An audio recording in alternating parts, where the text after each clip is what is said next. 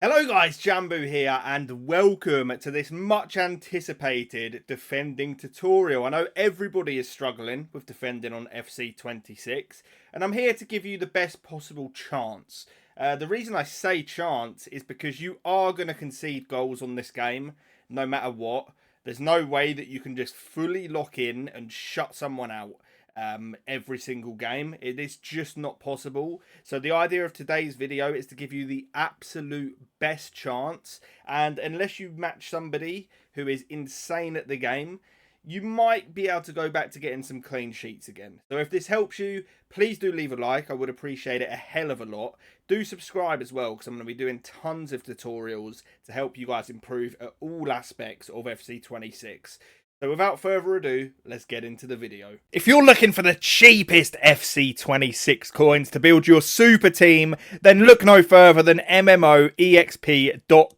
You can use code JAMBOO for 8% off the already cheapest coins.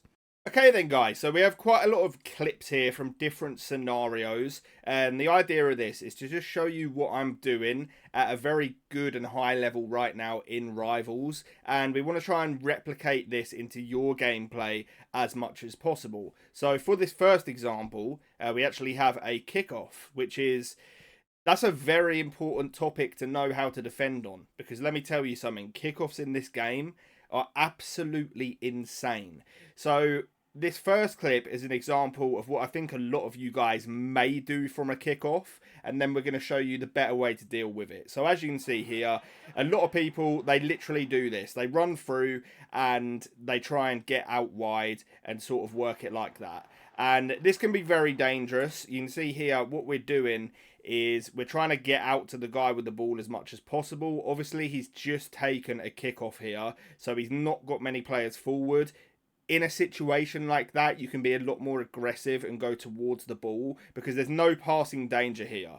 Normally, if this wasn't from a kickoff and it was just from sort of open play, you would expect to see sort of cutbacks around here, or maybe if he ran down the line, even into the box. But that isn't something that we need to worry about, so we can aggressively press the ball, and we eventually are going to shepherd him out and step in and win the ball back. So we'll then go to another kickoff here, and this is the more effective way that I've found of defending them. So you can see straight away in the bottom right hand side of the screen, we are triggering an offside trap, and what that is going to do is it's going to push our team up and just give the opponent much less space to be able to run into. I did have the controller input on this video, by the way, and I say I had it on there. It's turned on in game, but it's currently bugged and doesn't show in any of my matches, so I do apologize for that. I know you guys would like to see the controller input, but sadly right now it's just not possible, so thank you for that, EA Sports. But we trigger the offside trap. That is up twice on the D-pad, and you can see here what's going to happen is our team, the natural line is going to raise to a point where his forwards are offside. So you see he's playing the ball into his cam here with the hope of getting a pass off to this striker, and it's just not going to be possible now that we've triggered that offside trap. So this is a very, very effective way of defending a kickoff, because you can see here he's just going to run into a ton of trouble and we can just get out of danger that way. Okay, so here we're going to see a really dangerous situation, and these ones are pretty common, so you've got to be super careful of through balls on this game. It's fine pressing the guy with the ball, but here you want to switch as early as possible to the left back to track that runner who's going down the right wing. You can see here he is able to get the pass off, and this is sort of a real danger zone on this game. I feel like this is the situation where a lot of you guys are getting caught out, because your defenders do feel like they're on ice skates and you are sort of panicking, and it's very difficult if you don't know what you're doing to defend in an area like this. So we've got a Betty Pele who's bearing down on goal. We're controlling the left back Davies, and he's actually got two potential options that are arriving to the edge of the area here. So it's very difficult because what do you do with one defender here? You either press and go towards the ball and risk leaving these options open, or you cover the options and he's just going to run into all of this space here and be left to do what he wants with the ball. So what you have to try and sort of do is a little bit of both. You want to try and get as close to the ball as possible whilst also cutting these options. So what you want to be doing, as soon as you're sort of running back towards your own goal like this and you've got a player near you with the ball, you want to hold the jockey button. Now, you do need to be careful with it this year because the jockey speed is super slow. That's one of the reasons defending it has been made harder. So you can see here what we're going to do. Sorry about it going pixely as well. There's nothing I can do about it, sadly, at this moment. But what we're going to do is we're going to try and make sure that we're meeting the player that has the ball in the area that they are trying to actually dribble into, whilst also covering at the same time these passes. Easier said than done, 100%, but that's what we have to try and do. From here, as soon as they cut inside, we have to be wary because then we know that they're going for these passes across. So you can see this little green icon above our player's head. That means we're second man pressing. So I've manually switched off of the left back to control the centre back. And then with that centre back, we can then mark these passing options whilst the fullback deals with the ball carrier. So this sort of allows you to do two jobs at once, and you can see our AI steps in there and helps us clean up the danger. We then go on to another clip here, just another common scenario. We use an offside trap. The general rule that I'm trying to use when doing these offside traps is you just want to make sure that you're not doing them in your own half if they're facing your goal. As soon as you get a moment and they're facing away from goal with no immediate threat, that is when you're able to trigger that offside trap. It's just going to raise the line, make it nice and easy for us to defend, raise the line, be nice and compact, and you can see there they end up just not having a good option, rush a pass, and that's what people do. When you're offside trapping, they panic. You can see we've gone on a counter-attack here, really nice stuff, and then a beautiful low driven into the back of the net. Another clip coming up here.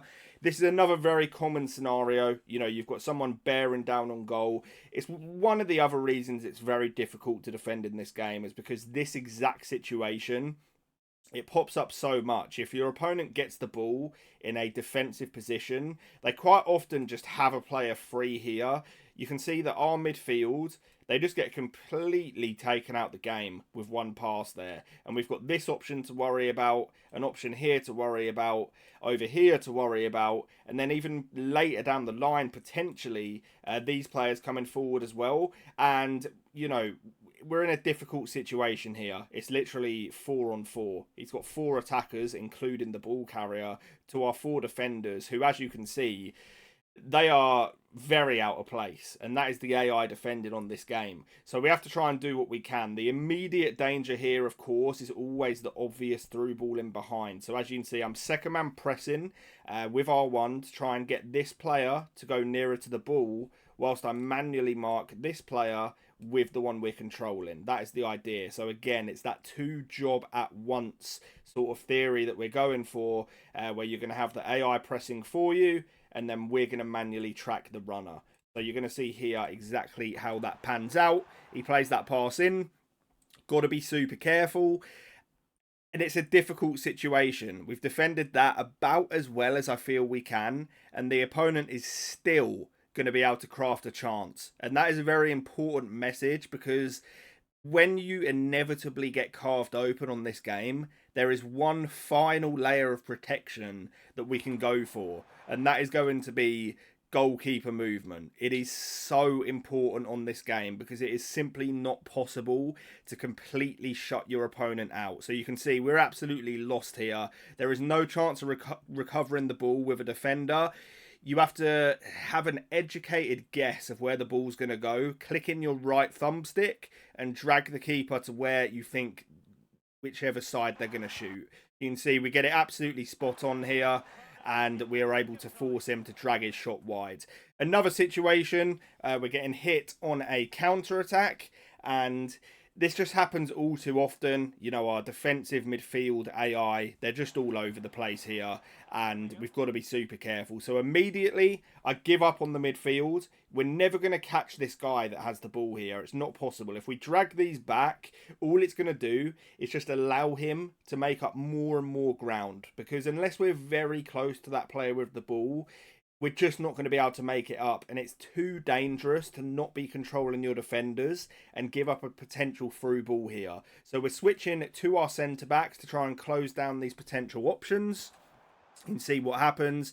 We're backing off quite a lot. So one thing I've learned on this game is you want to be right stick switching to your defenders and actually dropping them back manually where possible. So it's sort of allowing them to make ground, but if you rush out on this game and try and get to the ball, if it's not blatantly there to be won, you're just going to be hit with a through ball. It's as simple as that. So here, we're micromanaging our players. We're using the right stick, we're dragging them back, we're using that second man press. I've actually triggered a, what is it even called? You double tap R1. It's like a team press sort of thing, like a second man team press where multiple players will mark options. So you see these little blue icons above the head there. That's when you trigger R1 twice and your team is going to mark the options that are around the ball. So that is what we go for here. We're manually controlling one player and running him back into the space, whilst we're letting our AI cover the runners using the double tap of R1.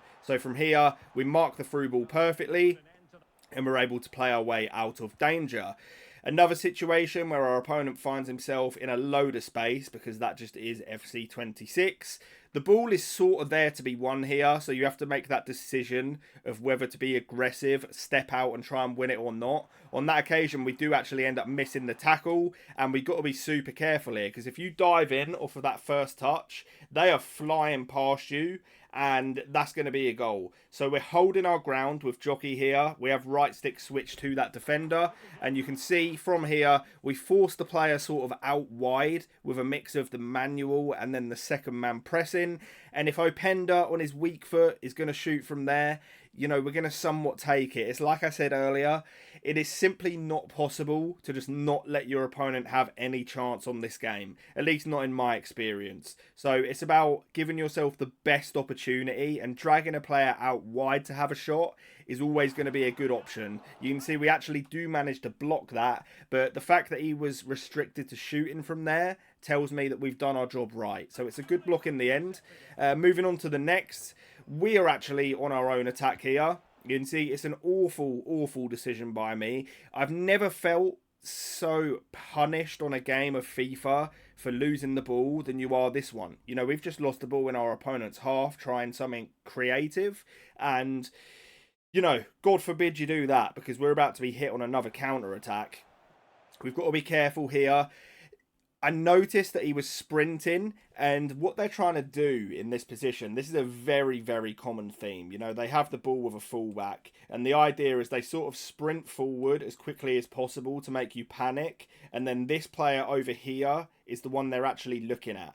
So there's a very good chance that this guy is not even looking like at his screen at this player with the ball right now. He's fully locked in on this runner here, and when the time is right and he notices that my player is getting nearer, he goes to play the ball. I know this, and this is a very risky decision, but sometimes it's ones that have to be taken. We're going to full on charge towards the ball and step in and win that tackle there, and then that is going to allow us to get on a nice counter attack. So it's knowing when to step in and when not to. If you see them taking those heavier touches and they're in full sprint, the ball could well be there to be won, and if you're confident, you can just step in, press the tackle button, and you're going to be absolutely good to go.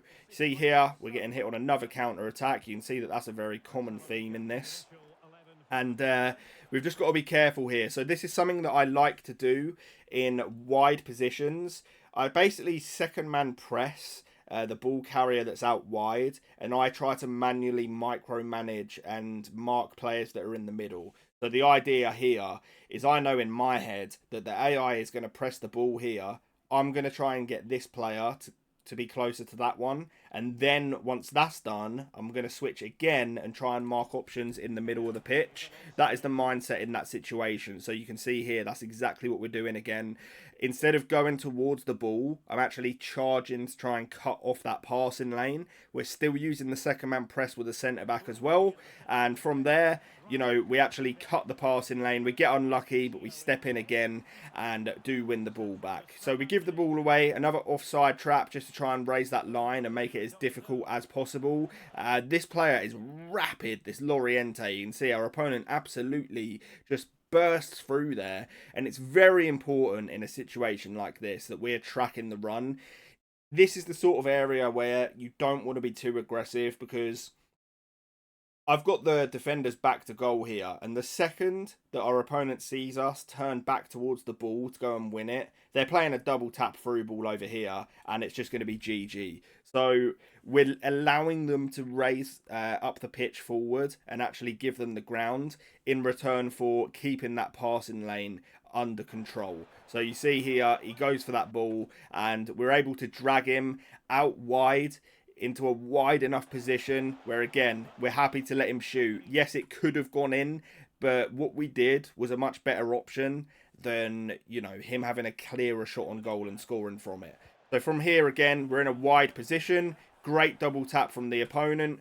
Have to switch and make sure that you're marking those inside passes. So we're second man pressing again here. It's what we spoke about earlier in the wide positions. And we're manually marking in the centre here. Very, very important. And that is why you need to get your right stick switching down. Because if you're not right stick switching in positions like this, you honestly may as well forget it. Like, you're just going to concede goals. You have to be comfortable in your right stick switching. So from here, you can see the player that we're controlling and marking the passing lane with is the one that actually ends up winning the ball back for us. And then we can go on a counter attack of our own from that.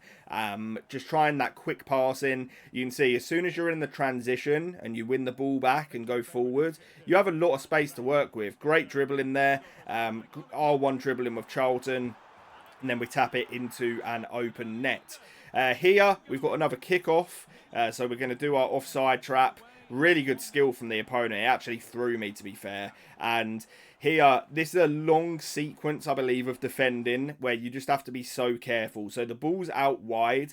And sometimes this is going to happen. If the opponent is being very patient, you have to be really careful, because the last thing you want to do is lose your patience and end up diving in. You're going to see from this passage of play, you know, that it's just patient, relentless defending. You've got to be so patient and willing to just sit there until your opponent makes a mistake. So we're controlling our left back. We're mixing in with the second man press, trying to cover all the passing options. We've got the edge of the box covered, offside trap thrown in there to raise that line and just make sure that he can't get the ball to his striker too easily. Another offside trap thrown in, using that second man press once again. The opponent's taking his time, we're taking our time, holding jockey, making sure that we're cutting the passing lanes, and he just did a moment of magic, sadly.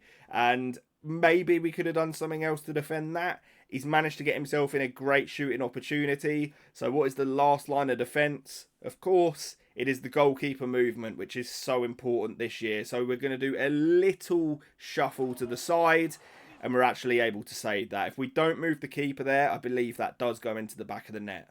So we do have another clip here. The opponent has the ball on the edge of their own area. We're actually going to offside trap early just to get that line nice and high. And then from here, it is an awful, awful, awful mistake, nearly. So we'll go back, and what ends up happening, we do get lucky with this, but the reason I included this in here is because this is thanks to the early offside trap. The line is raised nice and high. There's no runners in behind, other than this guy that comes from deep. So what ends up happening is I stupidly end up diving in, but our line is already so high that by the time he plays this ball, he's just been caught offside. So as much as I'm not taking full credit for that, because I actually got done on the left-hand side, the principle of that early offside trap is actually what saved us right there.